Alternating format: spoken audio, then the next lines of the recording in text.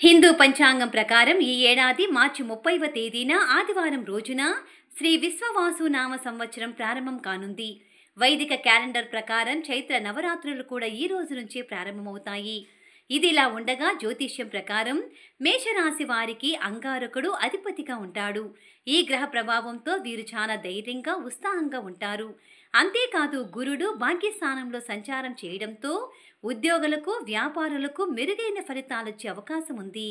మీ ఆదాయం పెరిగే అవకాశం ఉంటుంది. అలాగే శనిదేవుని ప్రత్యేక ఆశీస్సులు లభించనున్నాయి. రాహువు ప్రభావంతో కూడా సానుకూల ఫలితాలు రానున్నాయి. మీ పెండింగ్ పనులన్నీ సకాలంలో పూర్తయ్యే అవకాశం ఉంది. అయితే ఈ రాశి వారికి ప్రారంభంలో కొంత ఇబ్బంది ఉంటుంది. ఈ నేపథ్యంలో మేషరాశి వారికి కెరీర్ పరంగా, ఆదాయపరంగా, ఆరోగ్యం, కుటుంబ జీవితంలో ఎలాంటి ఫలితాలు రానున్నాయనే ఆసక్తికరమైన విషయాలను ఇప్పుడు మనం తెలుసుకుందాం. ఈ రాశి వారికి ఉగాది తర్వాత ఆర్థిక పరంగా తీవ్రమైన ప్రతికూల ఫలితాలు ఎదురయ్యే అవకాశం ఉంది. ఆర్థిక సమస్యల కారణంగా మీ జీవితంలో అనేక మార్పులు చోటు చేసుకుంటాయి. మీరు ఆదాయాన్ని పొదుపు చేయడంలో విజయం సాధిస్తారు. మే నెల తర్వాత గురుడు ఈ రాశి నుంచి 3వ స్థానంలో సంచారం చేయడం వల్ల మీ ఆర్థిక పరిస్థితి బలపడుతుంది. రాహువు, కేతువు సంచారంతోనూ మెరుగైన ఫలితాలు రానున్నాయి. ముఖ్యంగా రాహువు కుంభంలో సంచారం చేసే సమయంలో ఆకస్మిక లాభాలు వచ్చే అవకాశాలు ఎక్కువగా ఉన్నాయి. మేషరాశి వారికి ఏలినాటి శని ప్రభావం ప్రారంభమయ్యే అవకాశం ఉంది. మీ తల్లిదండ్రుల ఆరోగ్యం పట్ల జాగ్రత్తగా ఉండాలి. ఉద్యోగులకు ప్రమోషన్ లభించే అవకాశం ఉంది. ఈ కాలంలో శని దోష నివారణ కోసం శనీశ్వరుని ఆలయంలో ప్రత్యేక పూజలు నిర్వహించాలి.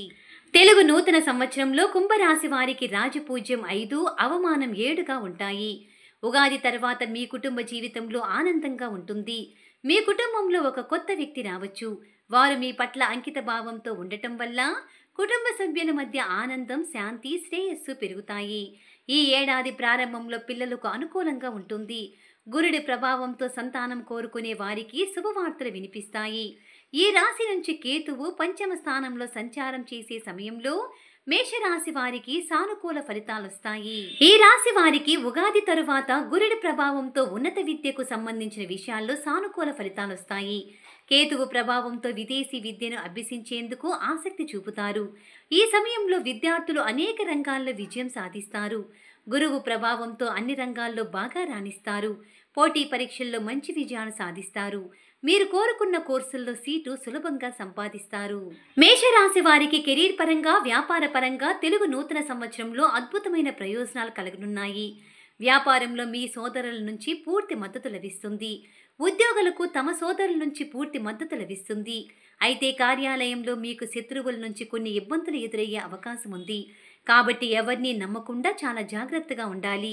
మే నెల తర్వాత గురుడి స్థానం మారడంతో మీకు మరిన్ని సానుకూల ఫలితాలు రానున్నాయి. ఈ రాశి వారు తెలుగు నూతన సంవత్సరంలో ఆరోగ్యపరంగా మెరుగైన ఫలితాలు రానున్నాయి.